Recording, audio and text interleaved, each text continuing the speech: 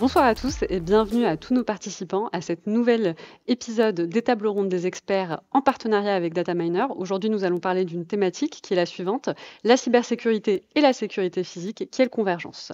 Nous allons commencer par présenter notre panel. Je vais commencer par vous.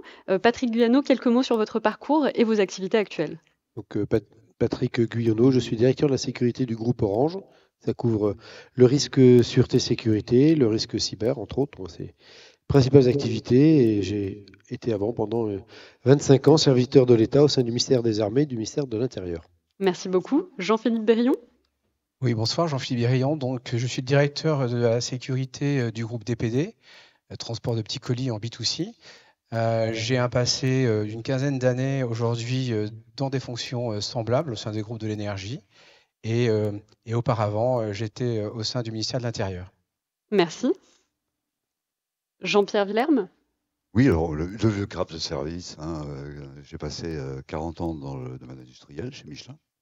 À la suite de ça, quand j'ai pris ma retraite, j'ai rejoint l'ADIT, beaucoup dans l'intelligence économique ou stratégique. J'y suis resté 13 ans et aujourd'hui, je suis senior advisor conseiller au niveau de l'ADIT. Merci. Antoine Creux. Donc moi, après une carrière militaire complète d'aviateur puis de haut responsable au sein du ministère des Armées, j'ai rejoint il y a 5 ans le groupe Société Générale pour y créer une direction de la sécurité du groupe en charge de la sécurité des personnes, des sites, des informations, de la continuité d'activité et de la gestion de crise. Merci beaucoup pour vos brèves présentations. Je m'appelle Yasmine Douadzi, fondatrice de Risk Intel Media et j'aurai le plaisir ce soir d'animer cette table ronde. Pour commencer, donc cette question-là qui était la cybersécurité et la sécurité physique, quelle convergence, nous avons d'abord demandé à notre public de s'intéresser au sujet, mais surtout de nous dire, en 2023, qui sera pour vous l'acteur majeur dans l'entreprise pour en assurer la sécurité. On a eu plus de 300 votants et voici les chiffres. Le RSSI arrive en tête avec 67%. Puis la fonction des directeurs de risque ou risk manager avec 18%, suivi par le directeur de la sécurité cherchée avec 15%. Qu'est-ce qui, pour vous, cela révèle? Pour vous, ces chiffres sont cohérents? Est-ce que vous auriez imaginé qu'on aurait eu ce type de chiffres pour le RSSI notamment? Je commence par vous, Jean-Philippe Berillon. Disons que si on regarde l'actualité des menaces des entreprises, effectivement, la menace cyber est quelque chose d'assez constant et qui occupe l'espace médiatique. Donc la réponse est à la hauteur de l'occupation de l'espace. En revanche, j'allais dire que poser la question est assez étrange en soi. C'est un peu comme si on demandait à un guerrier grec s'il préfère le bouclier pour se battre, ou l'épée, ou le casque, ou les jambières. Je pense que le tout est nécessaire et que siloter l'un ou l'autre est un risque pour l'entreprise. Je trouve que vous avez raison, Jean-Philippe, parce que évidemment, on a eu des commentaires, et dans ces commentaires-là, justement, beaucoup des internautes nous demandaient d'ajouter d'autres casquettes, notamment le DPO est ressorti dans les commentaires, donc ça reprend ce que vous dites. Finalement, nous avons besoin de tout un village, quelque part, de plusieurs casquettes pour assurer la sécurité. Antoine Creux, vous en pensez quoi, vous? Moi, je pense que ce n'est pas une surprise, effectivement. Ça montre que l'évaluation des risques par les gens qui ont répondu au sondage, pose le risque cyber en numéro 1. Après, je pense qu'il faut replacer ce risque cyber dans un contexte plus large, des risques pour l'entreprise, et là, tous les acteurs sont nécessaires. Merci beaucoup. Jean-Pierre Villerme, vous en pensez quoi? Il faut faire très attention aux effets de mode. Et c'est ce que disait Jean-Philippe d'ailleurs. On a beaucoup parlé de problématiques cyber, d'attaques. Voilà. Donc c'est présent dans l'esprit des gens. Vous auriez fait le même sondage après ce dramatique attentat à Karachi. On aurait pensé que le risque majeur, c'était un risque physique, c'était l'intégrité des personnes, c'était donc la sécurité de nos personnels. Donc on est influencé par les événements que l'on subit ou dont on est les témoins. Alors je rebondis sur ce que vous me dites. Aujourd'hui, on a également d'autres cas qui touchent plutôt à la sécurité-sûreté. Pour autant, c'est vrai qu'au niveau médiatique, on pense beaucoup et on parle beaucoup de la cybersécurité. Vous pensez que si on avait plus de médiatisation d'autres typologies de risques, on aurait finalement un sondage différent? En tout cas, des résultats. Mais je vais quand même modérer mes propos. Il est vrai que nos systèmes d'information sont globalement fragiles et que c'est un point d'entrée pour les malfaisants. Juste pour situer les choses en quelques minutes. Ça nous ramène au Moyen-Âge, ça nous ramène aux moyens utilisés quand on voulait attaquer une forteresse. On avait des assaillants et on avait des défenseurs. Et parmi les victimes, il y avait autant de victimes parmi les assaillants, peut-être plus que parmi les défenseurs. Aujourd'hui, quand on est face à une attaque dans les systèmes d'information, une attaque dans le domaine du cyber, on a des gens qui sont assis tranquillement sur un canapé, qui sont à l'abri derrière des frontières et qui font leur travail malfaisant en étant pratiquement sûrs de ne pas avoir de retour de flamme. Ça explique l'explosion des problématiques auxquelles on est confronté. Ça explique aussi un peu je ne veux pas dire l'impréparation, mais la difficulté qu'il y a à lutter contre des gens qu'on ne connaît pas, on ne sait pas où ils sont. Ils font travailler des robots et on n'a pas de suite judiciaire en général possible parce qu'il n'y a pas de loi transnationale. Merci beaucoup. Et vous, Patrick, tout à l'heure, d'ailleurs, on en parlait, des chiffres. Je sais que vous avez un sentiment qui est quand même similaire à celui de vos collègues, et que ce n'est pas étonnant, mais j'aimerais avoir votre avis.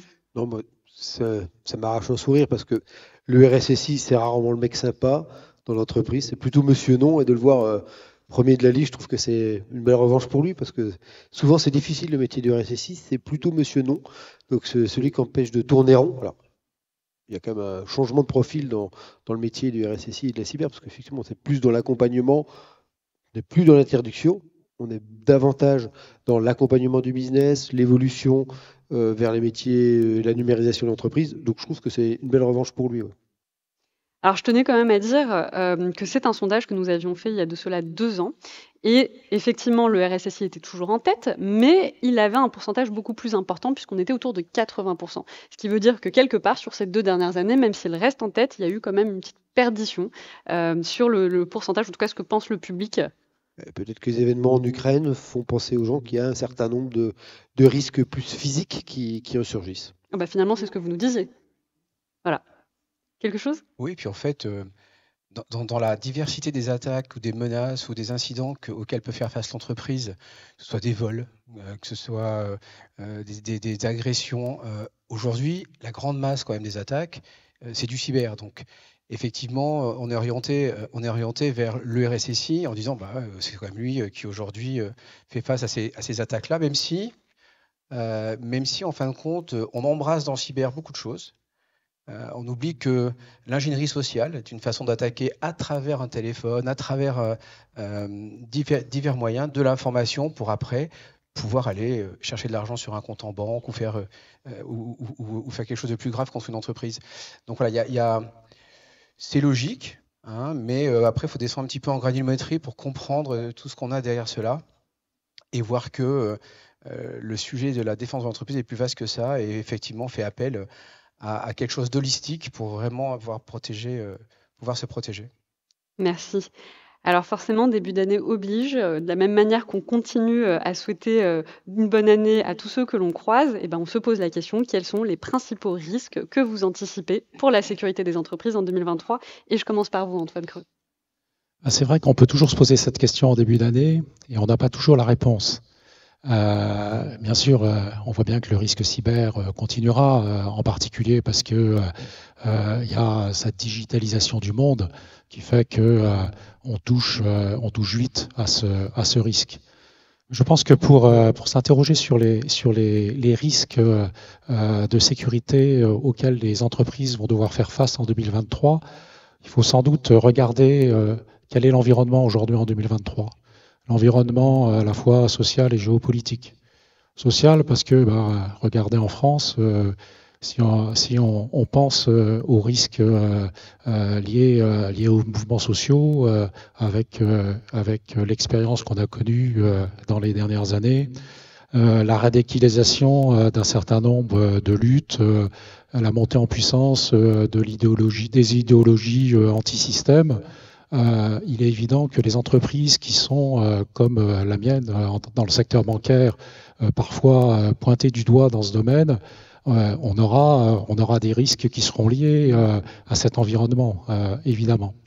Si on regarde plus loin pour des entreprises qui effectivement ont des contacts à l'international, Le contexte géopolitique marqué d'abord par la guerre en Ukraine-Russie peut faire craindre encore soit des risques d'action de désinformation. Il ne faut pas sous-estimer les actions de la Russie en particulier. Il ne faut pas sous-estimer sa capacité dans le domaine cyber, même si jusqu'à présent on a constaté peu d'actions qui nous ont touchés liées à cette crise. Ne sous-estimons pas les capacités de la Russie. Après, si on regarde plus largement, en Afrique par exemple, le risque terroriste reste très fort. On voit bien la descente de groupes, des actions de groupes terroristes bien au sud de la bande sahélienne et la descente vers le golfe de Guinée. On voit bien les risques politiques dans un grand nombre de pays. Regardez le nombre de coups d'État qu'on a eu ces derniers mois dans les pays africains. Je peux aussi peut-être évoquer le risque lié au sentiment anti-français dans ces pays qui montent en puissance et qui peut avoir un impact très clair et très important pour des entreprises françaises. On l'a vu. Voilà. Donc je pense que on a un grand nombre de risques. Je ne voudrais pas non plus oublier le risque sanitaire. Si on avait fait votre sondage l'année dernière, on aurait sans doute été sous ce prisme-là. Quel est le risque ? C'est le risque sanitaire. Et puis, il y a un risque qu'on ne voit jamais et qu'on sous-estime souvent, c'est le risque d'espionnage. La prise en compte par des États ou des concurrents d'informations stratégiques pour l'entreprise. Donc, on ne va pas s'ennuyer en 2023. Il y a des risques et je crois qu'effectivement, il faut avoir cette vision assez globale pour pouvoir protéger nos entreprises, leur savoir-faire, leurs collaborateurs, leurs clients. Merci beaucoup. Vous voulez rajouter quelque chose ? Oui, peut-être. Antoine a décrit la situation d'une manière extrêmement complète et on sent bien l'homme de métier. J'ai envie de rajouter le risque législatif ou réglementaire. C'est frappant de voir comment certains pays, je pense à l'un d'entre eux, à la Bagnole étoilée, qui utilisent des lois à composante extraterritoriale pour gêner le développement de nos activités. Et trop souvent, on l'ignore parce que voilà, on est en France, on est très heureux d'être dans ce très beau pays, mais on oublie que lorsqu'on est à 15 000 km, la France, ça n'est qu'un point sur la map monde. Et qu'il y a d'autres acteurs qui, par le jeu de la loi, peuvent regarder ce qui s'est passé sur la loi sur le secret des affaires, par exemple, qui est rentrée en force dans notre système français en 2018. Il n'est que le pendant du Cohen Act américain qui date de 1996. Quand vous regardez les contraintes réglementaires ou législatives qui pèsent sur la conformité, le FCPA américain, c'est 1977.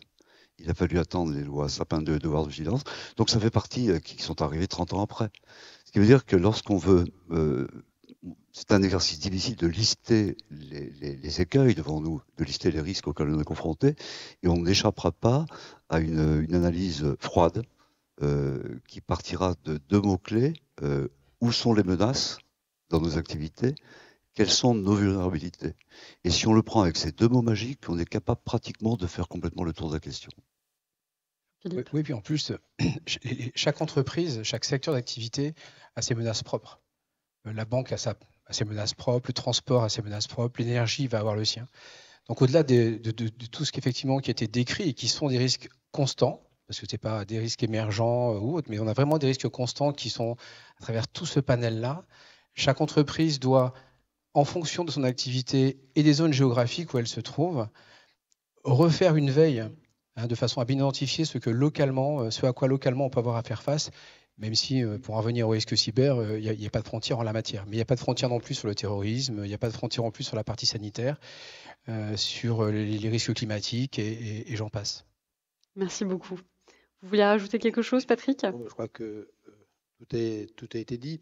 De manière différente, on peut peut-être ajouter au terme on parlait tout à l'heure de continuité, des business continuity. Alors, l'énergie nous fait penser que finalement, ce que l'on pensait abondant peut ne pas l'être.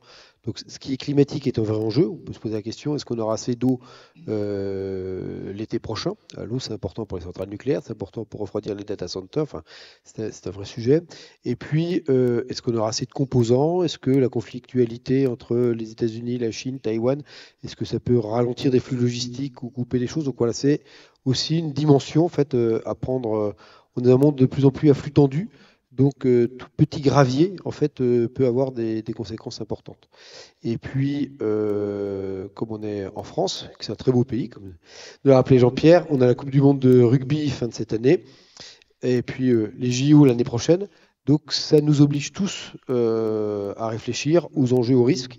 Alors, il y en a qui sont plus exposés, c'est le cas d'Orange, puisqu'on est sponsor, mais ça oblige tout le monde à se dire, on aura des événements particuliers, beaucoup de touristes qui vont venir, donc forcément, des risques liés à ça, et les anticiper dès maintenant, dès 2023 pour 2024, c'est déjà être en retard.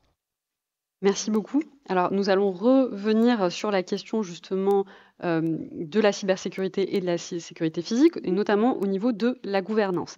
Est-ce que selon vous, vous pensez qu'aujourd'hui, une entreprise doit lier la gouvernance de la cybersécurité et de la sécurité physique vers un modèle beaucoup plus 360? Je vais commencer par vous, Patrick, puisqu'en plus, vous avez les deux casquettes. Exactement. Donc voilà, donc chez Orange, on a décidé de traiter le sujet sécurité, on va dire sécurité globale, c'est vraiment une vision 360 des sources de risque pour traiter, réduire le plus possible les impacts. Donc on a cette vision, on essaie d'être très cohérent. Alors je vais donner toujours un exemple. L'événement, alors l'exemple c'est je prends l'événement redouté, se faire voler des données. On ne peut pas avoir plusieurs discours sur le vol de données. On ne peut pas avoir quelqu'un qui parle du risque à ce qui traîne dans les poubelles, les sujets d'accès, qui fait les sauvegardes, enfin la maintenance sur les photocopieurs, puis traiter par ailleurs avec un autre message les sujets de vol de données informatiques. Donc on dit, il faut un seul message. Il y a des données qui sont plus ou moins stratégiques de l'entreprise. Il faut les protéger, et on les protège tous azimuts, que ce soit le papier dans la poubelle, que ce soit ce qui traîne sur le photocopieur, ce qu'on raconte au café en face du bureau, voilà, donc, et aussi évidemment les menaces de phishing, etc. etc. Donc voilà, ça permet d'avoir un discours plus complet, plus global, et ce qu'on espère, dans les mesures, au-delà du discours, d'être plus cohérent. Merci beaucoup. Jean-Philippe Berrion, je sais que cette question de gouvernance, vous la prenez en charge, vous en parlez beaucoup. Est-ce que vous pouvez nous dire quelques mots? Oui, c'est un vieux sujet. On a commencé à travailler sur ces sujets-là en 2009, à intégrer les RSSI dans la vision globale de la sécurité. Je crois qu'il n'y a rien de pire que traiter les choses en silo, j'y reviens. Et en fait, quand on analyse de loin la problématique de la sécurité, pour les entreprises, mais en général, on a toujours des États, des organisations, criminelles ou pas, des individus qui veulent s'en prendre à des États, des organisations ou des individus. Et ce qui va changer, c'est le vecteur. Je vais lâcher quelques articles malsains dans la presse, pour les plus violents, je vais poser une bombe, etc. Et puis il y en a d'autres qui vont attaquer avec du cyber, ou les mêmes d'ailleurs, avec du cyber. Et donc on voit bien que derrière les différents vecteurs qui vont être pris, on va retrouver parfois les mêmes acteurs. Donc vouloir traiter les choses séparément, vecteur cyber, vecteur terroriste, vecteur altermondialiste, vecteur social, c'est créer des silos et des interstices forcément au sein desquels on peut l'adversaire de l'entreprise, mais en général des États aussi, peut s'intégrer et peut toucher sa cible. Alors comment faire? Comment on peut réorganiser? Comment faire et comment réorganiser? Déjà, on en revient à mon guerrier grec, mais il y a au sein de l'entreprise plein d'acteurs de la protection d'entreprise. Dans le sondage, on parlait du directeur, du manager des risques, etc. Et ça tombe bien, parce que hier soir, on avait un débat sur ce sujet-là, quelle était l'interaction entre le manager des risques et le risk manager et le directeur de la sécurité. On voit bien qu'il y a une complémentarité. Il y a quelqu'un qui est un méthodologiste, qui va avoir besoin des praticiens pour pouvoir identifier quels sont les risques, comment les traiter et faire en sorte que l'entreprise soit couverte le mieux possible. Donc, c'est quand même l'union des forces qui va permettre de faire face et surtout une vision absolument 360 avec une constante, même si on est sur une attaque de cyber, puisque c'est un peu le sujet quand même. La constante, c'est que derrière un ordinateur, derrière une attaque, il y a quelqu'un qui l'a déclenché. Il y a un humain derrière.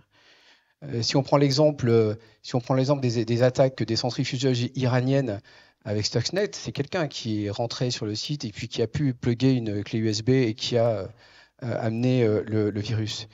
Avec la réponse que ça a apporté quelques années après avec le virus Shamoon sur Aramco. 30 000 ordinateurs stoppés.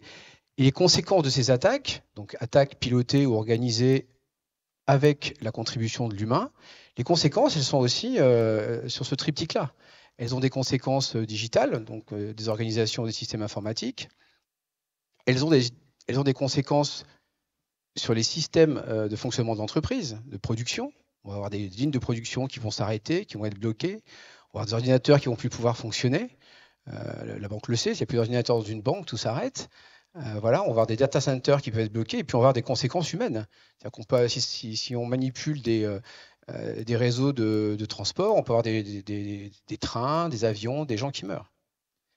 Et cette logique-là, en fait, à la fois de la construction de l'attaque et des conséquences des attaques, il faut qu'on la retrouve de façon à ce qu'au sein de l'entreprise, tous ceux qui peuvent amener quelque chose pour construire cette défense totalement étanche, eh bien, soit organisés de façon à y pouvoir bien répondre. Et dans la sécurité, le métier du directeur de la sécurité, un directeur de la sécurité, quand vous nous avez demandé, on protège les biens, les personnes, et puis le développement et le business de l'entreprise. Et donc, on a une approche obligatoirement large et totalement horizontale de ce métier-là, et en particulier du facteur humain. Et c'est pour ça que, sans dire qui est le meilleur ou le moins, c'est pas le sujet. Il n'y a pas de meilleur pour défendre l'entreprise et plus mauvais. Chacun y contribue. Et donc, le directeur de la sécurité aujourd'hui dans l'entreprise, parce qu'il a cette culture du facteur humain combinée avec des facteurs plus techniques, est le plus à même de pouvoir coordonner ces moyens-là. Merci beaucoup. Antoine Creux, pour vous, quel type de gouvernance vous préconisez ? Alors, évidemment, moi j'ai aussi, comme Patrick et Jean-Philippe, cette approche globale de la sécurité. Et je pense qu'aujourd'hui, les menaces étant transverses, parce que, comme le soulignait Jean-Philippe, c'est bien l'objectif qui est à rechercher, à prendre en compte, et non pas forcément le mode d'action qui peut s'exprimer d'ailleurs par différents modes d'action pour atteindre l'objectif. Donc, si on veut pouvoir anticiper, si on veut pouvoir réagir, si on veut pouvoir gérer une crise, il faut bien rassembler une équipe, il faut bien qu'on ait cette vision globale. Et je pense qu'il faut, au-delà des équipes de sécurité, avoir une très grande proximité avec les métiers. Parce que c'est leur activité qu'on protège, c'est leur activité dont on veut permettre le développement. Donc je crois que c'est toute une équipe au sens large du terme qui doit être rassemblée et bien sûr bénéficier de cette vision globale au service de la direction générale qui doit aussi, elle, montrer cette confiance dans l'ensemble de cette approche et bien identifier et transmettre ce qui est stratégique pour l'entreprise. Parce que évidemment, on peut pas. L'objectif, c'est pas de tout protéger au même niveau. Il faut qu'on sache ce qui est stratégique pour l'entreprise, et ça, c'est essentiel pour qu'on atteigne l'objectif de protéger l'activité. Merci beaucoup. J'ai envie d'aller tout à fait dans ton sens pour faire une petite remarque. On ne peut pas mettre en place des solutions efficaces si on n'a pas commencé à réfléchir d'abord l'objectif. Et ce que je vois souvent, c'est qu'on va raisonner des solutions, on va raisonner des bonnes pratiques, mais si on a oublié l'objectif, on va passer à côté du sujet. Quand on parle de confidentialité, d'atteinte à la confidentialité, donc de risque d'espionnage, La première des choses à faire quand même, c'est de recenser quelles sont les informations les plus précieuses et les plus sensibles. Donc la notion de classification est une démarche, mais absolument nécessaire avant d'imaginer quelque solution que ce soit. Mais une fois qu'on a classifié, on se dit au fond, j'ai des informations que je considère comme secrètes, d'autres qui vont être confidentielles, d'autres ouvertes à tout le monde en interne. On va mettre en place des moyens pour les protéger. Est-ce que ça suffit? Certainement pas. Parce que vous pouvez être détenteur d'un secret, mais le pas de chance, dis donc, ce secret n'intéresse personne. Hein, vous êtes très fier de ce que vous avez fait. Donc il faut mettre une quatrième composante qui est celle de la convoitise. Si on n'a pas une idée précise sur la convoitise, toujours dans le domaine de l'espionnage, eh bien la classification ne permettrait pas de protéger au juste nécessaire. Si vous faites de l'intelligence concurrentielle, si vous vous posez la question de savoir comment tel concurrent maîtrise tel type de technologie dans lequel vous avez l'impression d'être le champion. Si le concurrent le maîtrise à votre niveau, il n'aura pas trop envie de venir voir ce qui se passe chez vous. Si au contraire cette techno est absolument vitale pour le développement de votre activité, si lui c'est un béotien qu'il commence à démarrer, alors la convoitise sera très forte. Donc au-delà de la classification, on va regarder la convoitise. Donc ça fait jumeler deux activités que l'on a quelquefois tendance à opposer, la protection du patrimoine et l'intelligence stratégique et ou concurrentielle. Ça, c'est un premier point. Un deuxième point, c'est que on a trop souvent, parce que c'est facile, envie d'opposer solution à objectif. Je faisais allusion tout à l'heure. Donc la solution, c'est une réponse, mais si on n'a pas défini l'objectif, on ne peut pas y arriver. Je vais l'illustrer d'une certaine manière. Si j'ai envie de construire une maison, on est loin un peu du sujet apparemment, je sais quel est mon budget. Je sais quel est le plan de circulation que j'ai envie d'avoir dans cette maison-là. J'interroge mon épouse, ma famille, voilà. J'ai une idée très précise de ce que je voudrais avoir pour être bien. Est-ce que je suis capable de calculer l'épaisseur d'une poutre en béton armé? C'est pas certain. Et en prenant cet exemple-là, vous voyez bien la différence qu'il y a entre la notion de maîtrise d'ouvrage et la notion de maîtrise d'œuvre. Dit autrement, je suis le maître de l'ouvrage, je rejoins ce que je disais il y a quelques minutes, je suis capable de définir l'objectif, voilà ce que je veux. Je n'ai pas toutes les compétences pour assurer la maîtrise d'œuvre, donc je vais faire appel à un architecte, à un bureau d'études, et là je vais aller chercher l'expert qui va bien. C'est pour ça que savoir si le directeur sûreté doit intégrer, le RSSI doit intégrer, c'est presque un faux problème. Il faut que quelqu'un dans l'entreprise porte la vision, qu'elle soit validée au plus haut niveau d'entreprise, c'est le maître d'ouvrage, et il va aller chercher la maîtrise d'œuvre là où il y a de la compétence. Et en faisant les choses comme ça, on évite d'opposer l'un à l'autre. C'est un ensemble très cohérent qu'on bâtit, avec beaucoup d'interactions, et avec ce qui a été dit tout à l'heure, l'obsession de regarder côté business, ce qui peut gêner le développement de ce business. Parce qu'après tout, une entreprise, c'est une création continue. Elle n'a pas de vocation à dépérir, ni à grandir à toute allure. Chaque matin, on se pose la question, qu'est-ce que je fais pour développer mon entreprise? Donc ça veut dire un regard transverse en permanence et un appui très fort sur le business. Il y a une dernière raison, pardon, je suis un petit peu long. Si dans une direction centrale, vous êtes super expérimenté, super intelligent, super capé sur tous ces sujets-là, vous allez imposer la solution qui à vos yeux est la meilleure. Si vous n'avez pas en face des opérateurs qui ont compris l'enjeu et compris le pourquoi on faisait ça, bon, vous aurez beau avoir édicté une loi, elle ne sera pas appliquée.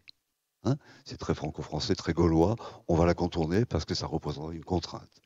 Ce qui veut dire un retour d'expérience après ces décennies passées dans le monde industriel, il faut toujours expliquer le pourquoi avant d'imposer le comment. Donc on a un rôle de traducteur-interprète, on a un rôle absolument vital pour développer la motivation au sein de l'entreprise. Merci beaucoup. Et je vais dans la continuité de ce que dit Jean-Pierre. L'importance, et tu disais aussi d'ailleurs sur le métier. Je vais prendre un exemple très très simple d'un très gros hub que le groupe a construit en Belgique, à côté de Bruxelles, à Vilvoorde. Et la conception et la méthodologie d'approche de construction de ce hub répond à celle de la construction d'entreprise. La première chose, ce sont les métiers qui ont défini le besoin. Ils ont dit voilà, il faut qu'on ait un hub qui permette de traiter tel flux de colis, le délivrer au travers de plus d'une centaine de routes, et qui ait une capacité supplémentaire en cas de pic de pouvoir accepter un flux beaucoup plus important. Donc le besoin a bien été défini par le métier. le cœur de métier de l'entreprise. Ensuite, ils se sont tournés vers la sécurité pour dire qu'il faut quand même qu'on soit protégé. Fort de l'expérience de la sécurité physique, du business, pour empêcher qu'on vole, pour que tout ça soit sécurisé, eh bien, les process et les savoir-faire ont été intégrés dans la conception, avec les architectes, dans la conception du bâtiment. Et puis l'expression de besoin s'est faite en disant il faut qu'on ait de la vidéo pour tracer l'ensemble de tous les flux, à la fois industriels et puis sécurité, pour suivre les colis partout où ils passent. Et à partir de là, dans cette expression de besoin, on a intégré la partie SI, qui est venue construire, là où on lui demandait d'avoir des caméras vidéo, eh bien, le schéma d'ensemble. Et puis on a sécurisé ça parce qu'on sait qu'une caméra vidéo, ça peut se hacker aussi. Et donc bien évidemment, il y a une couche de cyber qui est venue se mettre dessus. Voilà. Et ça, c'est arrivé là. Et donc c'est comme ça que la construction se fait en fait. Hein. C'est j'allais dire le savoir-faire de la problématique de sûreté, qui n'est pas de dire oui ou non, mais plutôt comment. Par rapport à la problématique que rencontre le métier et le terrain, en disant voilà, je veux aller me développer dans tel pays. Eh bien, c'est comment est-ce qu'on peut le faire, et en fonction des risques qu'on va trouver quelque part, eh bien construire le bon modèle qui va être capable d'accompagner le métier et les gens qui, sur le terrain, vont aller travailler, qui, eux, sont les vrais créateurs de valeur de l'entreprise. Merci beaucoup, en tout cas, pour vos réponses très claires et assez complètes. Donc forcément, quand on a construit cette ligne de questions, on s'attendait évidemment à ce que vous me disiez qu'il fallait travailler de concert entre la sécurité physique et la cybersécurité. Donc on en est venu à une seconde question qui est la suivante. Aujourd'hui, les personnes qui sont en charge de la sécurité des systèmes d'information sont des personnes souvent en lien avec l'informatique. À l'inverse, ceux qui travaillent justement sur la sécurité physique proviennent plutôt des milieux régaliens. Finalement, ce sont des schémas qui sont certes peut-être un peu extrêmes, mais ce sont des modes de travail qui sont différents. Comment faire aujourd'hui pour que ces deux mondes, finalement, puissent travailler main dans la main? Alors, je commence par vous, Patrick.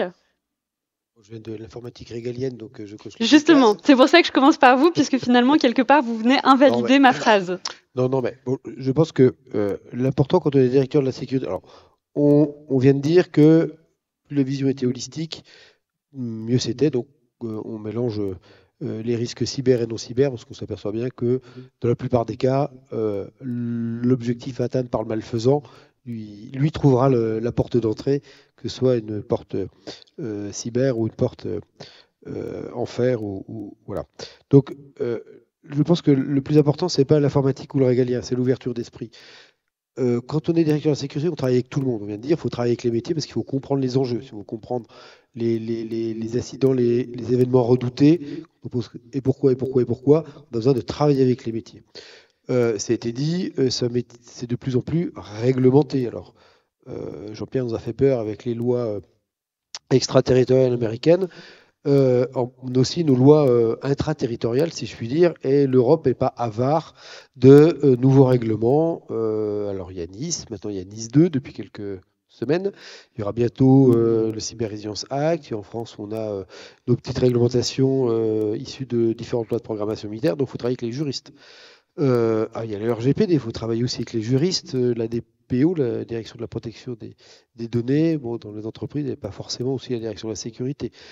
Tout ça, ça coûte. Il faut démontrer qu'il faut investir, donc il faut travailler avec les finances. Donc oui, c'est un métier, en fait, les directions de la sécurité, c'est sans doute, en tout cas, un de mes points d'étonnement en arrivant dans le secteur privé, qui touche à tout et qui discute avec tout le monde. Donc, j'allais dire, le plus important, c'est d'abord l'ouverture d'esprit, avant de savoir si on est régalien ou informatique. Le plus important, c'est d'écouter.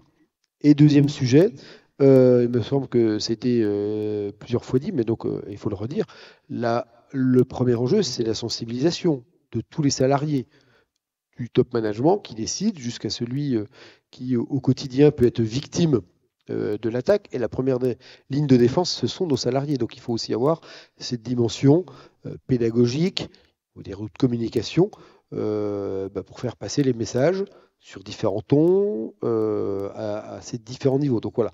Donc je suis régalien, why not, informatique peut-être, mais l'important, je pense, c'est d'abord l'ouverture d'esprit et savoir s'adapter pour développer le bon discours, pour motiver tout le monde, sensibiliser tout le monde.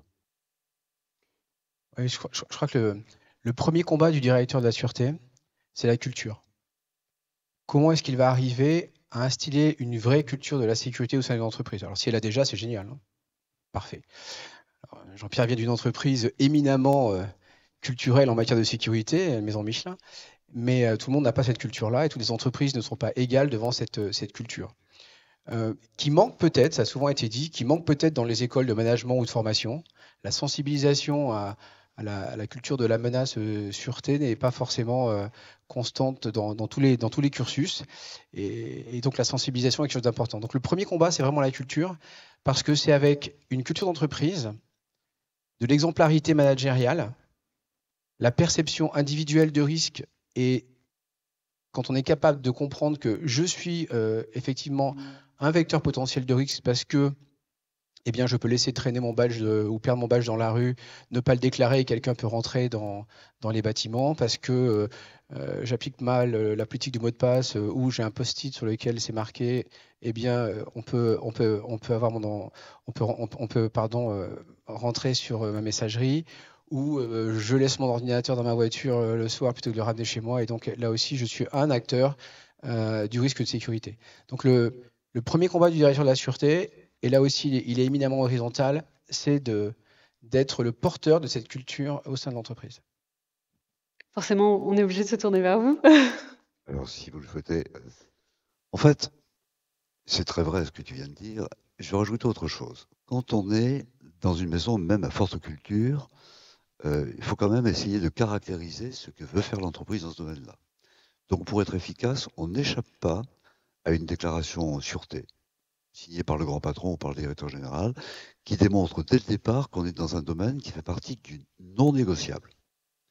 Le problème, c'est que si on est en proximité du grand patron, on sait qu'on risque de croiser, il a exprimé un message, une orientation, on va suivre. Si on est à l'autre bout de la planète, on n'a pas grand-chose à faire de ce qu'a dit le grand patron. Donc ça veut dire qu'il faut trouver un mécanisme qui permet, de donner le cap, c'est la vision d'entreprise, et ça peut être quelque chose de très court, c'est moins d'une page signée par le patron. On a besoin de services centraux qui vont donner des points de repère, qui vont éditer des référentiels techniques. Dans l'entreprise, c'est comme ça qu'on pratique. Est-ce que je veux un contrôle d'accès avec des tourniquets? Est-ce que je veux un système de hachoir? Enfin, je fais des choix. Donc c'est un référentiel technique, voilà. Mais lorsque je suis à nouveau à 10 000 ou 15 000 ou 18 000 km, ça ne suffit pas. Donc l'idée, c'est de dire, on prend la contrainte imposée par l'entreprise, donc la vision du patron, les référentiels techniques, et on demande à l'équipe sur place de regarder, d'ouvrir les yeux sur des risques spécifiques liés à son environnement, qu'on ne voit pas forcément quand on est très loin, et d'adapter ce document-là à ces risques qu'ils ont identifiés, voire à des contraintes législatives ou réglementaires locales. Donc du coup, le document exécutoire va être signé par le responsable de la zone ou le responsable de l'usine. Et c'est votre hiérarchie quand vous êtes en charge de l'usine. Et vous avez plutôt envie de répondre à l'orientation donnée par votre hiérarchique que par celui qui est à 15 000 km. Donc il faut escalader un petit peu tout cela pour arriver à un produit qui soit non discuté. Et si vous mettez une petite couche d'explication du pourquoi avant d'imposer le comment, vous avez toutes les chances de gagner. Finalement, tout ça, c'est le travail d'équipe. C'est l'esprit d'équipe. Avec la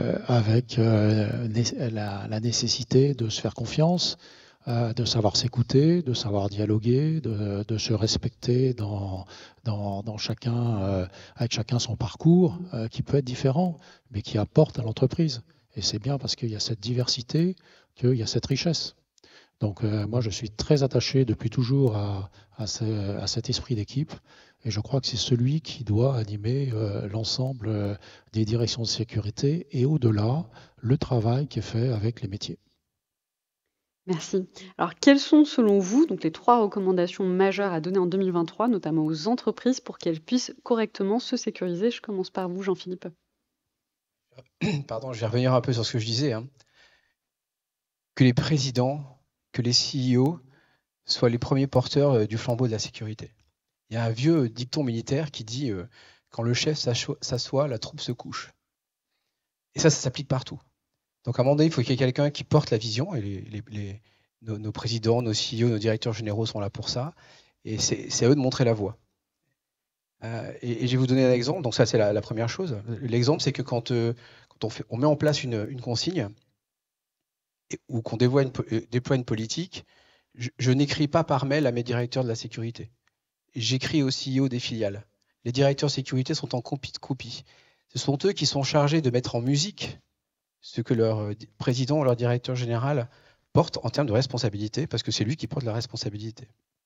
Donc c'est la première chose, que l'engagement managérial soit très fort, que comme Antoine l'a très justement dit, on ne perd jamais de vue que c'est un travail d'équipe et qu'il n'y a ni meilleur, ni plus mauvais, mais qu'il y a un ensemble qui va concourir au succès de l'entreprise, et qu'enfin, nous sommes tous à la disposition, au service des métiers qui, sur le terrain, ont des vrais besoins, et donc il faut qu'on leur dise comment on va pouvoir faire pour qu'ils créent la valeur dont l'entreprise a besoin. Voilà. Merci beaucoup, Antoine Creux. Alors moi, si je devais choisir trois axes pour relever les défis de sécurité auxquels nous devrons faire face en 2023, et pas qu'en 2023 d'ailleurs, parce que c'est quand même des axes que j'aime souligner en permanence. Le premier serait l'anticipation. Je pense qu'il faut que nous sachions anticiper et être à l'écoute des signaux faibles, être toujours en train de douter, être capable de se remettre en cause. Je crois que voilà, il faut qu'on sache imaginer les scénarios du pire. Il faut anticiper. Deuxième axe, c'est la coopération. Ça revient à ce qu'on a déjà évoqué, mais il faut qu'on sache coopérer au sein de l'entreprise pour faire en sorte qu'on prenne bien en compte les différents défis de sécurité. Et au-delà, moi j'aime coopérer avec mes camarades, collègues, directeurs de sécurité des autres entreprises. Je pense indispensable d'avoir des contacts avec les services de l'État. Il faut qu'on sache se mettre dans cette position de coopération.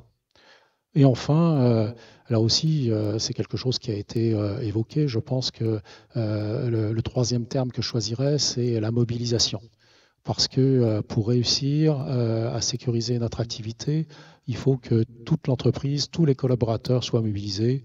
Et c'est un de nos défis, nous, directeurs de sécurité, de savoir mobiliser l'ensemble de l'entreprise. Donc anticipation, coopération et mobilisation. Merci beaucoup. J'aimerais revenir sur une information qui a défrayé la chronique ces quelques jours, qui est celle de Air France KLM, vous avez dû en entendre parler, qui s'est retrouvée face à une cyberattaque et les données notamment personnelles de ses clients ont été divulguées. L'entreprise a donc demandé aux victimes de changer leur mot de passe et potentiellement de contacter également les autorités. Certains ont pointé du doigt le manque d'investissement de la société face à des failles qui étaient déjà connues. Donc ma question est la suivante, comment sensibiliser aujourd'hui un COMEX à investir dans la sécurité de son entreprise? Et puis j'aimerais aller plus loin. Quel est votre argument phare ou massue dans ce type d'attaque? Je commence par vous, Patrick. Alors, moi je dirais deux choses. D'abord, nul est à l'abri de ce type de désagrément. Alors, Absolument. on va discuter pendant des heures et des heures de la route cause. Mais voilà. Donc je pense qu'il faut que chaque entreprise avec humilité se dise ça peut nous arriver, même celles qui pensent avoir un bon niveau, parce qu'il y a toujours un malfaisant, pour reprendre le terme qu'auditoire, il y a toujours un gars qui a envie de faire du mal et qui va y passer du temps. Donc voilà. Donc on a beau avoir un certain niveau, on est à l'abri de rien. Donc deux choses, ça revient un petit peu au terme qui vient d'être évoqué, c'est l'anticipation. Ok, alors quand ça arrive, comment on le voit et comment on réagit. Donc la première chose, c'est d'avoir en interne les moyens de détecter et de réagir, c'est de s'entraîner. Donc c'est de faire des exercices de crise, de faire des exercices d'e-red team où on a des hackers qui viennent titiller les systèmes et on regarde si les sonnettes sonnent, si les gens du SOC réagissent. Donc il y a tout ce travail-là. Ensuite, vous me parliez du COMEX. Eh ben, je pense que, en tout cas moi je le pratique très régulièrement. J'envoie des éléments à tous les membres du COMEX en disant voilà où on en est, voilà où est le niveau de menace cyber. Alors sur Orange, on a des tas d'activités différentes et variées. Alors tout le monde connaît Orange pour ses activités de télécom. Donc j'essaie de résumer les menaces du moment dans le domaine télécom. On est aussi une banque, donc j'essaie de résumer tous les cas de fraude qui peuvent arriver et en disant en fait finalement oui, ça n'arrive pas qu'aux autres, ça nous arrivera aussi. Donc d'avoir cette démarche de sensibilisation des membres du COMEX Deuxième sujet, donc c'est de l'information pour dire que ça n'arrivera pas qu'aux autres et il faut se préparer. Deuxième sujet qu'on essaie de systématiser, toute crise fait l'objet d'un rétex, ça c'est assez classique, et on ajoute dans le rétex, au fait, combien ça coûte. Combien ça a coûté la gestion de crise? Pendant un moment, on peut avoir des amendes, on a peut-être indemnisé des victimes, on a la remédiation, on a des pertes d'exploitation. Donc d'avoir un peu une métrique et de dire, voilà, telle crise, ça nous a coûté tant. Et ça dessille un peu les yeux, de dire, finalement, à certains moments, j'hésite, est-ce que je fais tel investissement, est-ce que ça valait le coup? Voilà, le coup, on le sait. Voilà, une crise de tel type, ça a coûté tant. Et je pense que c'est assez parlant parce que, alors je dis pas que l'argent est le début et la fin de tout, mais quand même, ça aide dans les décisions de se dire finalement, j'hésite à faire tel investissement, 100 000 euros, 150 000 euros, tel patch logiciel, je le fais, je le fais pas. Comment? De mettre le coût de la conséquence de la mauvaise décision, de la non-décision, intéressant. Troisième levier, je veux dire, c'est le gaming. Il faut être un peu plus moderne. Donc voilà. Donc on essaie d'avoir des outils en interne. Je pense beaucoup au sujet des vulnérabilités. Les vulnérabilités sont publiées, donc toutes les directions informatiques ont accès à ces vulnérabilités parce qu'elles sont publiées. Les hackers aussi. Donc la course, c'est entre le hacker, on va reprendre l'image grecque, c'est Achille et la tortue. Donc, qui de Achille et de la tortue gagnera? Donc voilà, donc c'est de jouer avec les équipes informatiques. Je leur dis, voilà, il y a telle vulnérabilité, publiée tel jour, telle heure, elle était grave. Quelques jours après, on regarde qui les a corrigés, qui les a pas corrigés. Voilà, donc le travail du hacker pour mesurer, si je puis dire, là, un petit peu l'efficacité du système de patch management. Donc voilà, donc 3 mots. La sensibilisation du COMEX sur des cas réels, ne pas hésiter à incentiver, enfin motiver par le coût de la crise, donc le coût de la mauvaise décision. Et puis le troisième, il faut s'entraîner tous les jours à être le meilleur. Donc tous les jours, il faut tester les équipes pour leur vitesse de réaction, de patch management et de montée en crise. Alors, pour rebondir sur les 3 points que vous venez d'énoncer, si on prend le deuxième, notamment la communication sur les coûts d'une gestion de crise, est-ce qu'il ne serait pas finalement intéressant de rendre cette information publique? Alors, je m'explique. Lorsqu'on est une entreprise qui a déjà subi une cyberattaque, effectivement, c'est une information que nous avons et donc qui peut aider à déterminer le budget de l'année qui suit. Mais si, on prend le cas des TPE-PME, des petites entreprises qui souvent, lorsqu'elles ont une cyberattaque, elle est fatale. En fait, ils n'en se relèvent pas. J'ai regardé quelques chiffres, je crois que c'est une entreprise sur 5 TPE-PME qui ne se relève pas et qui fait faillite. Alors, est-ce que ce genre d'information ne serait pas intéressante pour justement sensibiliser? Alors, moi, j'avais cité une fois dans un article un rapport de l'ONU qui parle des PME. C'est 60% des PME qui ont subi une cyberattaque meurent dans l'année. Voilà. Pourquoi? Alors, je crois que c'est un laboratoire de recherche d'IBM donne des coûts moyens d'une cyberattaque. Et de mémoire, ça doit être 3,6 millions de dollars. Puis en plus, ils le font par pays. Enfin, bon, ça donne un peu. Il y a plein d'entreprises qui ne peuvent pas se supporter 3,5 millions de coûts d'une crise. Ouais. Donc, absolument. Voilà. Donc après, on va pas publier à chaque fois pour chaque crise subie, médecin Urbi et Orbi planifie ça. Mais ce sont des chiffres importants.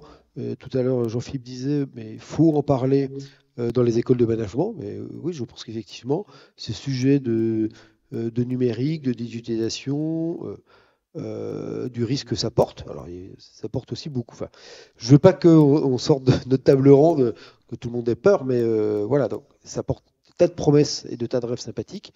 Il y a aussi une face, comme Janus, il y a une face cachée, une face sombre. Donc, il faut en parler pour que les gens s'y préparent et fassent tout pour que ça n'advienne jamais. Absolument. Et puis, vous aviez raison par rapport à la gamification. On en voit de plus en plus, et notamment à travers les challenges CTF. Moi, j'ai vu des plateformes de challenges CTF qui permettent justement aux joueurs de monter en compétences. J'avais vu une entreprise il n'y a pas longtemps, Battlehack, de monter en compétences en jouant en fait des jeux de crise ou de hacking. Donc vraiment, la gamification, je suis tout à fait d'accord avec vous. Alors, Jean-Pierre Villerme, qu'est-ce que vous en pensez? Comment on va sensibiliser aujourd'hui un COMEX à investir dans la sécurité de ces systèmes d'information? On n'y arrivera pas si le grand patron n'est pas lui-même très impliqué dans la démarche. Pardon, on n'y arrivera pas si le grand patron n'est pas lui-même impliqué dans la démarche. On avait une culture, enfin il y a toujours une culture très particulière dans ce domaine de la chez Michelin. J'avais mon quart d'heure à chaque COMEX pour faire un état des lieux, pour parler d'un certain nombre d'événements. Mais en parler à l'intérieur, c'est pas forcément faire de la musique à l'extérieur. Il y a un exemple très célèbre, alors il date quand même d'une trentaine d'années, une très grande maison américaine, qui est un peu aussi dans ces systèmes, qui subodore que quelqu'un dans son entreprise extrait de l'information pour la livrer à la concurrence. Ils travaillent, mais d'arrache-pied avec le FBI. Au bout de 6 mois, ils finissent par repérer la personne. Et ils sont très fiers parce que entre le régalien, les autorités locales et l'entreprise, ils avaient l'intuition qu'il se passait quelque chose, ils ont fait ce qu'il fallait, ils repèrent, ils arrêtent s'intéresser. Et la directrice de communication de l'époque, fière comme un petit banc, se dit ben voilà un bel événement dont je veux parler. Ça va démontrer que l'entreprise, elle est très soucieuse de tout cela, donc on publie un communiqué. Que croyez-vous qu'il se passa? Le lendemain, l'action s'est effondrée. Parce que cette belle entreprise était réputée comme étant une espèce de forteresse. D'accord, on avait trouvé un espion qui avait été arrêté, mais ça veut dire qu'elle était quand même fragile. Donc ce qui veut dire que c'est une chose de créer la motivation d'en parler à l'intérieur, c'est autre chose d'en parler à l'extérieur. Regardez ce qui se passe sur les ransomware. Il n'y a pas une attaque sur 3 qui fait l'objet d'un dépôt de plainte ou d'un signalement, parce qu'on n'ose pas en parler. Et sur ce thème-là, il se passe encore des choses très étranges. Il y a quelques semaines, je suis appelé par le directeur général d'une entreprise qui est victime d'un ransomware. On commence à approfondir le sujet. Je lui demande quel est le montant qui est exigé. Il n'ose pas me le dire. Au bout de quelques minutes, il finit par me dire 2,4 millions. Mais 2,4 millions, ça sort d'où? C'est pas un chiffre totalement rond. Et il finit par me dire c'est le montant assuré. Ce qui veut dire que le malveillant avait d'abord pénétré les systèmes de l'assurance pour voir quelles étaient les assurances qui avaient été souscrites, quels étaient les enjeux, donc tels que c'était, voilà. Et donc ils avaient attaqué en toute connaissance de cause. Et qu'est-ce qui se passe en général? Si vous êtes attaqué et qu'on vous demande une rançon de ce type-là, il va y avoir dans l'entreprise des gens qui vont dire oui, alors on est couvert, donc on fait pas de musique, on paye et tout le monde s'écrase. Voilà. Et c'est surtout ce qu'il ne faut pas faire. Donc voilà. Et donc, quand on a connaissance de ce genre d'événement, quand vous êtes devant un COMEX, vous leur montrez qu'effectivement, on ne joue pas. C'est quelque chose qui conditionne très directement le futur de l'entreprise. Puis il y a un troisième point, mais c'est peut-être pas le lieu pour en parler. Quand on bâtit une approche de sécurisation vis-à-vis du risque de confidentialité en particulier, moi j'attachais beaucoup d'importance à ce que l'on traite le problème sous 3 piliers. Le premier pilier, c'est le secret. On a des dispositifs qui permettent de garantir le secret. Voilà. On a aussi, et ce qui m'avait été signalé, c'est un grand patron français qui me l'avait fait toucher du doigt, il m'avait dit, mais chez Michelin, vous êtes d'accord, des ardents défenseurs du secret. Mais ça n'est pas mon problème. Donc je ne comprenais pas ce qu'il voulait me dire. Il me dit, mon problème, il est complètement différent, il est celui de la vitesse. Il était, alors par discrétion, je ne veux pas dire de qui il s'agit, mais ils sont dans un oligopole proche du monde de l'automobile. Et il recevait des cahiers des charges de ses clients dans le monde. Et sa préoccupation, c'était d'aller plus vite que les concurrents en apportant la réponse à un coût économique acceptable. Donc, il développait énormément de coopération avec des laboratoires, avec des universités. Puis, il y a un troisième pilier qui est important, c'est celui du brevet. On dit quelquefois que le brevet, les Chinois sont des copieurs. C'est sûr. Mais il y a un certain nombre de cas dans lequel il peut être de l'intérêt de ce pays-là de faire respecter une propriété intellectuelle. Et je peux vous affirmer que ça existe. Et si vous prenez l'approche selon ce triptyque, secret, brevet et vitesse, vous pouvez donner naissance à une stratégie de protection beaucoup plus complète. Mais ça impose d'être très proche du business. On ne peut pas le faire seul en étant une direction indépendante. D'accord, merci beaucoup. Et vous en pensez quoi, Antoine Creux, justement? Comment on sensibilise un COMEX? Alors d'abord, moi j'ai beaucoup de chance parce que finalement, si mon directeur général a voulu créer une direction de la sécurité, c'est que il a bien senti à son niveau la nécessité de prendre en compte la sécurité jusqu'au plus haut niveau de l'entreprise. Mais ce que j'ai remarqué, c'est l'impact que pouvait avoir un exercice de crise au niveau du COMEX. faire ce type d'exercice effectivement au plus haut niveau de l'entreprise montre bien finalement les atouts d'une direction de sécurité, montre bien les risques que l'entreprise peut avoir et je pense que ça oriente bien et là on voit le retour d'expérience. Après, quand on fait le rétexte de ce type d'exercice, on a forcément des plans d'action qui mobilisent l'ensemble. Donc je pense que c'est aussi un moyen d'embarquer jusqu'au plus haut de l'entreprise les enjeux de sécurité. Merci beaucoup. Alors, nous arrivons à la fin de cette table ronde. Donc, c'est la dernière question avant de donner la parole au public. Je vais commencer par comment analysez-vous le mouvement vers une privatisation de la gestion de la sécurité? N'est-ce pas normalement le rôle dévolu à l'État en vertu de ses prérogatives régaliennes? Et je commence par vous, Patrick. Moi, j'ai tendance à dire que plus les choses se norment et s'industrialisent, plus il est normal que les entreprises, comme une commodité, acquièrent du service à l'extérieur. Chez Orange, je pourrais pas dire l'inverse, puisque c'est pour ça qu'on a une filiale dédiée à la cybersécurité de nos clients. Voilà, donc c'est normal. La question est est-ce que je me débarrasse du sujet? C'est ça la vraie question. C'est-à-dire que oui, avoir recours à des spécialistes externes, mais il faut quand même garder la maîtrise de son dispositif parce qu'il faut l'adapter en permanence, parce que les risques ils changent en permanence. Donc voilà. Donc c'est et puis et pourquoi pas l'État? Parce que l'État il peut pas tout faire, il peut pas s'occuper de tout. Et alors étant passé de, comme vous avez dit, domaine régalien au privé, je me rends bien compte de la complémentarité de la sécurité que l'on fait dans les entreprises, en tout cas en France, vient compléter ce que fait l'État. Donc moi, je n'oppose pas l'un à l'autre. On a notre domaine de responsabilité, on n'est pas obligé de tout faire par nous-mêmes, on confie à des spécialistes un certain nombre de domaines, et plus certains sujets vont s'industrialiser, vont se normer, vont être décrits dans des réglementations aussi ou dans des normes, plus il y aura un développement d'activités de services de sécurité. Aujourd'hui, c'est beaucoup de services de sécurité privés, un peu plus davantage maintenant des services dits managés de sécurité dans le domaine cyber. Voilà, et demain, pour la propre réputation d'entreprise, on fera appel à des cabinets extérieurs. Voilà, donc tout ça, ça me paraît la logique industrielle en fait. Merci beaucoup. Jean-Philippe? Alors, je vais prendre deux niveaux. Parce qu'on avait le sujet du régalien et donc de l'espace public. On se rend compte aujourd'hui que la sécurité privée au sens très très large sécurise de nombreux espaces avec du public. La différence entre l'espace public et l'espace avec du public.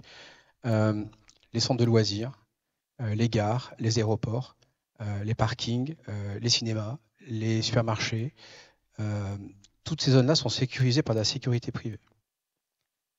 L'État fait de plus en plus face à des menaces de plus en plus fortes et doit se recentrer sur son cœur de métier. Donc je pense qu'on a un mouvement inéluctable vers une coproduction de sécurité beaucoup plus importante. Je ne parle pas du continuum de sécurité qui est un peu une espèce de serpent de mer dont le nom aujourd'hui a perdu tout son sens, mais une coproduction de sécurité où une partie de l'espace public va être confiée, je ne sais pas si c'est dans 5 ans, dans 2 ans ou dans 10 ans, va être confiée à des organismes ou des sociétés de sécurité privées, qui peuvent d'ailleurs le faire aussi, la loi le permet de façon temporaire actuellement. Et donc on va avoir une reconfiguration un petit peu de la sécurité avec le régalien recentré sur la haute intensité de la menace et puis des sociétés de sécurité privée qui vont venir occuper un espace public, ce qu'on conçoit et ce qu'on voit aujourd'hui dans le monde un petit peu anglo-saxon. Et dans l'entreprise, on va avoir à peu près la même chose. L'entreprise ne peut pas avoir à l'instant T tous les spécialistes dont elle a besoin pour faire face à des menaces qui peuvent être temporaires. Et donc elle va aller chercher aussi de la compétence, comme elle le fait dans d'autres domaines, juridiques, commercial, etc., ou de l'IT. Elle va aller chercher la compétence qu'elle va qu'elle va embarquer pour traiter un sujet donné. Et là aussi, je suis absolument d'accord avec toi, on ne donne pas les clés de la maison. Donc il y a un contrôle qui se fait avec des gens qui répondent à des réglementations qui sont mises en place par l'État et qui vont contribuer de façon temporaire à la construction de la sécurité de l'entreprise. Voilà. Il y a toujours un risque avec des externes qui viennent travailler pour l'entreprise. Il y a un sujet qu'on n'a pas abordé, on a beaucoup discuté du risque en tant que tel, mais la menace externe, on en a beaucoup parlé, et puis il y a la menace interne à l'entreprise. Ce qu'on appelle le vocable anglo-saxon, on ne voulait pas, est plutôt approprié, c'est les insiders. C'est les gens qui, à l'intérieur de l'entreprise, à un moment donné, dans une situation confortable, puisqu'ils sont dans les murs, vont pouvoir s'en prendre à elle pour des raisons diverses et variées, qui peuvent reprendre ce qu'on a vu, le terrorisme, l'altermondialisme, etc., ou seulement le fait que le salarié estime avoir été maltraité et qu'il va falloir qu'il se venge, et ainsi de suite. Et donc ça, c'est quelque chose à prendre en compte aussi, et qui sera en particulier parfois difficile à traiter avec des consultants externes. Donc là aussi, peut-être revoir la façon de travailler avec ces consultants pour que l'octroi de droits sur la partie informatique, mais aussi sur la partie physique, leur permet d'accomplir leur mission tout en assurant la sécurité de l'entreprise. Mais si on parle du rôle de l'État et du rôle des entreprises, etc., moi je pense qu'il faut aussi pas oublier finalement de souligner tout ce que les services de l'État nous apportent et dans les nombreuses situations où ils nous aident, que ce soit l'ANSSI, le CERT France, que ce soit les services à l'étranger de nos ambassades, que ce soit le centre de crise des affaires étrangères, que ce soit les services de sécurité, police, gendarmerie. Je crois qu'on a un vrai lien, nous, directeurs de sécurité, avec l'ensemble de ces services et on mesure au quotidien ce qu'ils nous apportent. Donc bien sûr qu'on a chacun notre rôle pour assurer la sécurité, mais je pense qu'ils contribuent de façon assez importante à la sécurité de nos entreprises et que ce lien est pour nous essentiel. Merci beaucoup. Alors, nous allons passer la parole au public. Nous avons eu énormément de questions. Malheureusement, on ne pourra pas toutes les traiter. Cependant, on va commencer avec certaines et forcément, la première question ne m'étonne pas. Je vais vous la poser. Le RSSI doit être rattaché à la sûreté. Le RSSI dépend aujourd'hui du DSI, me semble opportun. Enfin, c'est mon avis. Qu'en pensez-vous ? Je pense que le RSSI ne peut pas être rattaché au DSI pour une raison assez simple, puisqu'il est en charge le contrôle de la sécurité du système d'information. C'est assez compliqué de contrôler son propre patron. Donc, a priori, le RSSI doit être soit rattaché au directeur de la sûreté. Moi, j'ai vu par le passé, ça fonctionne très très bien et on collabore bien. Soit une instance dans laquelle on va retrouver plusieurs personnes, y compris le DSI et autres, mais qui va pouvoir être jugé partie et d'éviter justement d'être jugé partie. Donc, je pense qu'effectivement, comme tout organe de contrôle, il faut l'extraire de la structure qui doit contrôler, sinon, à mon sens, ça pose un peu problème.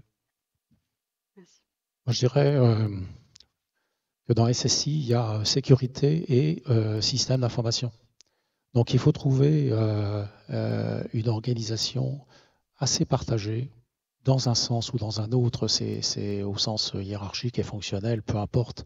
L'essentiel, c'est qu'effectivement, on n'oublie jamais cette proximité que les SSI doivent avoir avec les responsables de la sécurité et qu'on n'oublie jamais non plus qu'ils sont très proches des SI. Donc c'est indispensable, encore une fois, d'être dans cette approche vraiment d'équipe. Merci. Alors, nous allons passer à une autre question et je pense que vous allez vouloir y répondre.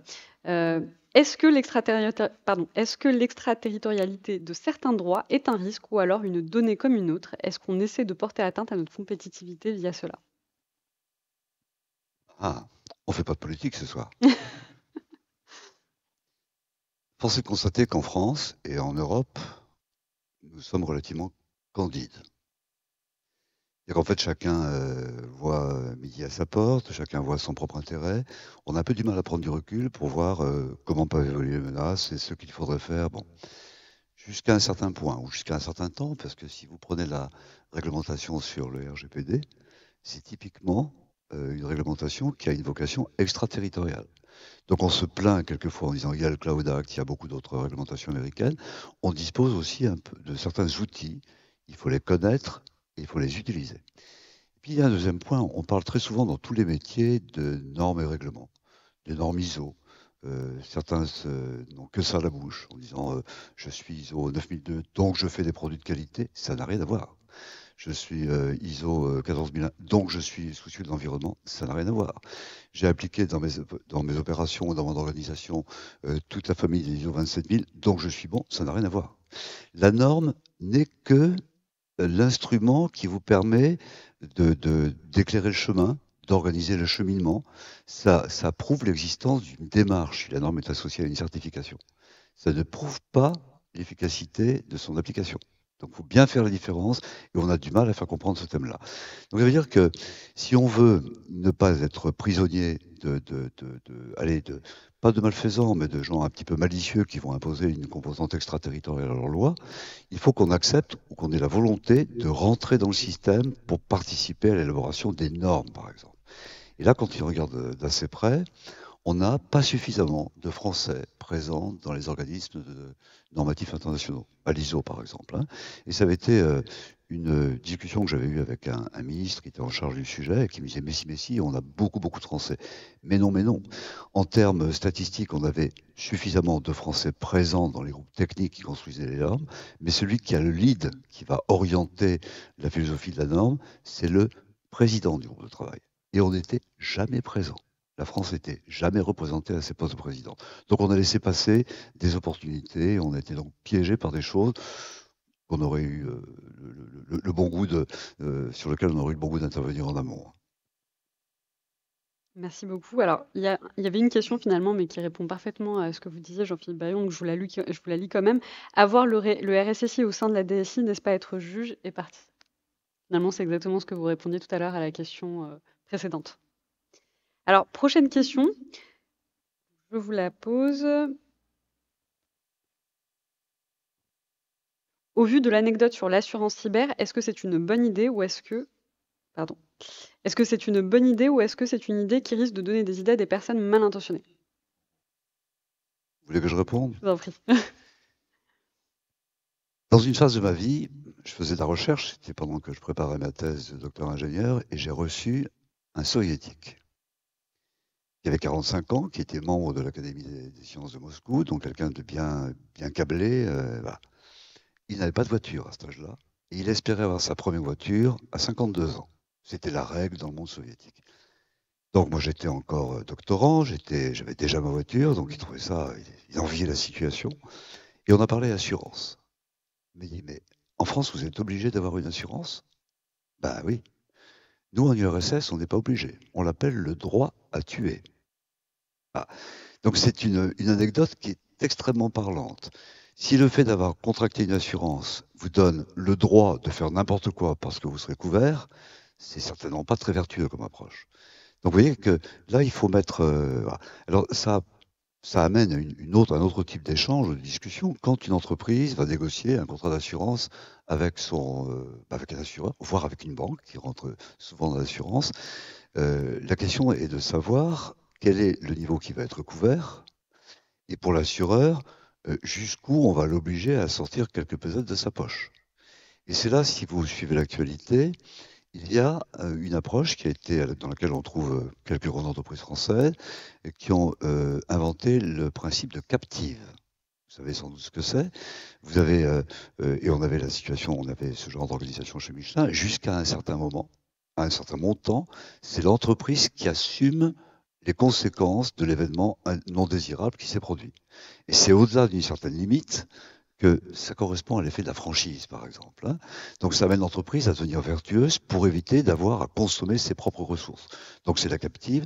Simplement aujourd'hui, en matière de cyber, une entreprise, quelle que soit sa taille en France, n'a pas le dos ou les épaules suffisamment larges pour avoir une captive d'un niveau satisfaisant. Donc il y a aujourd'hui 4 grandes entreprises françaises qui se sont mises ensemble et qui ont mutualisé leur captive. Et c'est probablement une voie extrêmement intéressante. Je rajouterais juste une chose en faisant le parallèle entre l'assurance du cyber et puis sur un sujet plus physique, c'est les assurances KNR, Kidnap and Ransom. L'assurance KNR, le principe de l'assurance KNR, c'est que, comme dans un vieux film que certains ont connu qui s'appelle Les Visiteurs, il y a des choses qui se font mais dont on ne parle point. Et la KNR, c'est la même chose. L'entreprise qui prend une assurance Kidnap and Ransom s'engage à ne jamais en parler. Donc on ne sait pas qui l'a. Pourquoi? Parce que sinon, c'est un droit de tirage pour n'importe quel petit malfrat qui sait qu'on peut enlever quelqu'un et qu'on va être payé de telle ou telle somme. Voilà. Donc ça, je pense que c'est le pendant sur la partie physique de ce qu'on vient d'aborder sur la partie digitale. Merci beaucoup. Alors, nous avons eu beaucoup de questions, mais nous allons devoir bientôt arrêter cet épisode. Je vais donc en prendre une dernière. L'ensemble des intervenants sont des hommes d'expérience et nantis d'un recul stratégique notable. Et merci pour cela. À l'instar du général de Villiers, dans son ouvrage Parole d'honneur, que diriez-vous en tant que mentor aux jeunes actifs intégrés à votre organisation? Je trouvais que c'est une belle question pour finir. Je pense qu'on peut les encourager à s'investir pleinement dans cette filière sécurité, parce que c'est une filière sécurité. La filière sécurité, c'est une filière où tous les jours on a des défis à relever, où tous les jours on peut faire des choses différentes, où on est en contact avec l'ensemble des métiers du groupe et où on a une véritable ouverture d'esprit, notamment avec les connexions extérieures qu'on peut avoir. Donc je trouve que c'est vraiment un métier qui apporte beaucoup de satisfaction. Donc je pense qu'ils ont fait le bon choix. Un autre mot de fin? Exactement la même chose. Voilà. Et ouais, pas très longtemps, on a lancé avec Orange et l'Institut Polytechnique de Paris un master exécutif. C'est exactement ce que j'ai dit. Si vous avez envie, quand vous arrivez le matin au bureau, de pas forcément savoir quand et comment vous allez finir la journée, la sécurité, c'est exactement ce qu'il vous faut. C'est l'aventure sympathique et puis un vrai métier d'avenir. Parfait. Eh bien, écoutez, merci beaucoup pour vos interventions respectives. Merci également à l'ensemble des participants qui nous ont suivis à distance. Cet épisode est en partenariat avec Dataminer, qui d'ailleurs vous propose de continuer et d'aller plus loin sur cette thématique, la sécurité physique et la cybersécurité, quelle convergence, en vous proposant un document sur comment rendre les organisations plus résilientes. N'hésitez pas à nous envoyer un email si vous souhaitez recevoir ce document. Je vous souhaite une excellente soirée et à la prochaine. Au revoir.